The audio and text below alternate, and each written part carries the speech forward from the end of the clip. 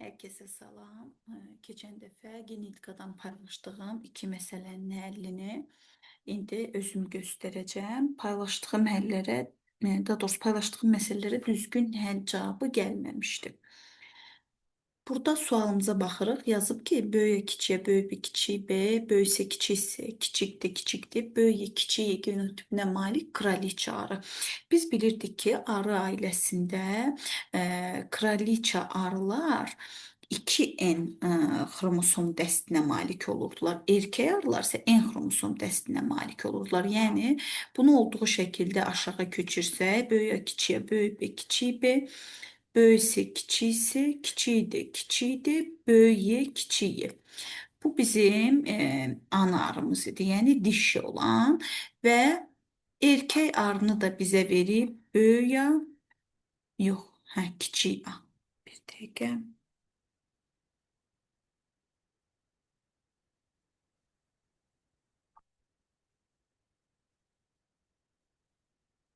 Hə, kiçik A, böyük B, kiçik ise böyük D, kiçiyi.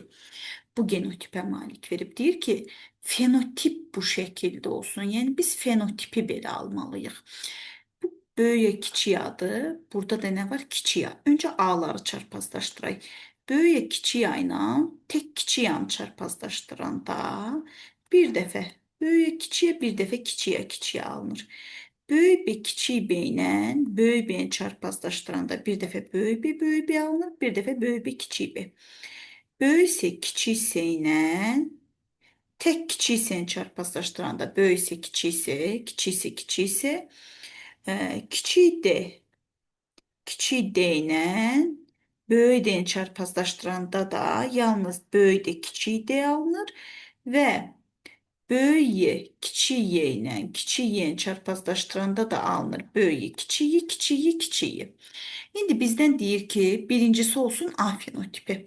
Burada baxırıq ki, bu A fenotipidir, bu isə kiçik A fenotipidir. Deməli, böyük A fenotipinin alınma ehtimalı nədir? 2-də 1. İkincidir ki, böyük B fenotipi olsun. Baxıram ki, bu da böyük B'dir, bu da böyük B'dir. Yəni, fenotipcə eynidirlər, genotipcə isə eyni deyirlər. Onda 2-də 1 vurulsun 1. Burada da deyir ki, kiçik S fenotipi olsun. Kiçik S-də, yəni böyüksə kiçiksə 2-də 1-dir, kiçiksə də 2-də 1-dir. Kiçik S də elədir 2-də 1. Burada deyir böyük D fenotipi olsun. Bizim onsuz D'imiz cəmi bir fenotipi daşıyır. Böyük də kiçik D, yəni bir fenotipimiz var burada. Və sonuncu böyük Y olsun. Burada da böyük Y, kiçik Y alınıb. Buradan böyük Y 2-də 1 ehtimaldır. 2-də 1 də kiçik Y'dir. Deməli 2-də 1 vurulsun 1, vurulsun 2-də 1. Yəni vurulsun 1, vurulsun 2-də 1. Elədir 8-də 1. Deməli yuxarıda gördüyümüz bu fenotipin alınma ehtimalı 8-də 1-dir. Faizlə istəsəydi 8-də 1-i vuracaqdı 100-ə, onda da faizi tapacaqdıq. Növbəti məsələyə baxaq. Bu məsələ biraz öncəkindən daha uzundur, amma çox maraqlı məsələdir. Deyir ki, hemofiliya xəstəsi olmayan AB RH pozitiv qan qruplu ana ilə. Deməli, ana hemofiliya xəstəsi deyil. Deməli, ana bura böyük H yaza bilmirəm. Çünki bəlkə də daşıyıcıdır. Ona görə bunu saxlayıram və hemofiliya bilirdik ki, cinsiyyət xromosomlarında keçirdi. Dördüncü qrupdur, yəni AB və deyir RH pozitivdir.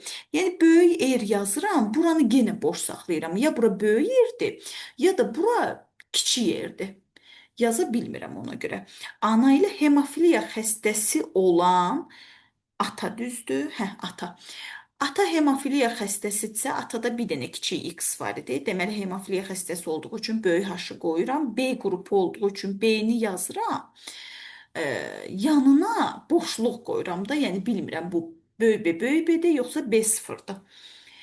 Və RH mənfidir. Mənfi də ki, biz bilirdik ki, kiçik yer, kiçik yerdir. Bunların çarpazlaşmasından, bura qoyaq ana, bu da bizim ata. Atanın burada işarəsinə yer qalmadı. Aha. Çarpazlaşmasından ilk uşaqları A qan qrupu olub. A qan qrupu da bilirik ki, A ya böyük adı, ya da A sıfırdır.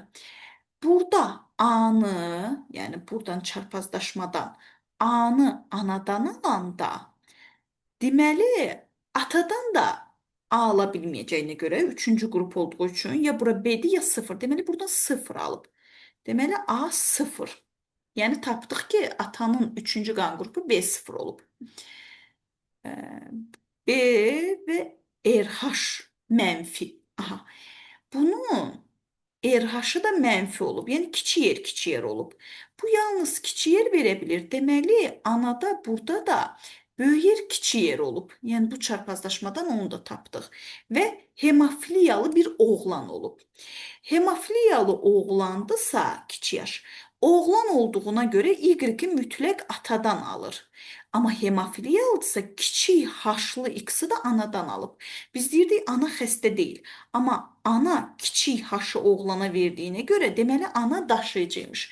Buradan biz tamamilə ananın X böyük H, X kiçik H olduğunu, həmçinin rezus faktorunda müsbətin böyük yer, kiçik yer olduğunu, atanın da B0 olduğunu tapdıq.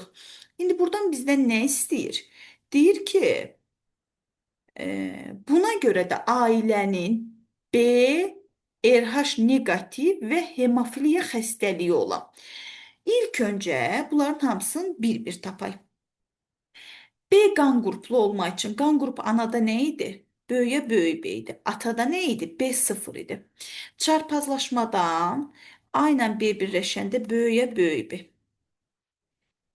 A0, B, B0. Bu çarpazlaşmanı yazdım. Bu qan qrupundandır. Sonra nə istəyir? Rezus faktoru mənfi olsun. Rezus faktorda böyük yer, kiçik yer anadaydı. Atada da kiçik yer, kiçik yer idi. Çarpazlaşdıranda yenə böyük yer, kiçik yer, kiçik yer, kiçik yer alınır. Və hemofiliya xəstəliyinə görə istəyir. Ana bilirdi ki, X böyük H, X kiçik H-dır. Ata da X kiçik H, Y-dir. Deməli, bunların uşaqları X böyük H, X kiçik H, X böyük H, Y, X kiçik H, X kiçik H, X kiçik H, Y. Nə deyir? Burada deyir ki, uşaq olsun B qan qrupu. Burada baxırıq ki, bu dördüncü qan qrupudur. Bu ikinci qan qrupudur. Bu 3, bu da 3. Yəni 4 uşaqdan ikisi üçüncü qan qrupu olur. 2də 1 ehtimal üçüncü qan qrupu olmalıdır. Mənfi qan qrupu istəyir bizdən. Müsbət 2də 1-dir, mənfi də 2də 1-dir. Deməli 2də 1 də olacaq mənfi qan qrupuna görə və deyir hemofiliya xəstəsi olan uşaq. Burada baxırıq ki, X böyük H, X kiçik H-dır. Bu xəstə deyil. X böyük H, Y-dir. Bu da xəstə deyil, sağlamdır. X kiçik H, kiçik H, xəstə qız. X kiçik H, Y xəstə oğlan. Yəni 4 dənədən ikisi xəstədirsə, bu da 2də 1 deməlidir. Deməli, 2də 1 ehtimal da oldu xəstəliyə görə. 2də 1 vurulsun, 2də 1 vurulsun, 2də 1 elədi 8də 1. Deməli 2də 1 ehtimal hemofiliya xəstəsi, 2də 1 ehtimal mənfi qan qruplu və 2də 1 ehtimal da 3-cü qan qruplu. 3-cü qan qruplu mənfi rezuslu hemofiliya xəstəli uşağın doğulma ehtimalı olacaq 8də 1.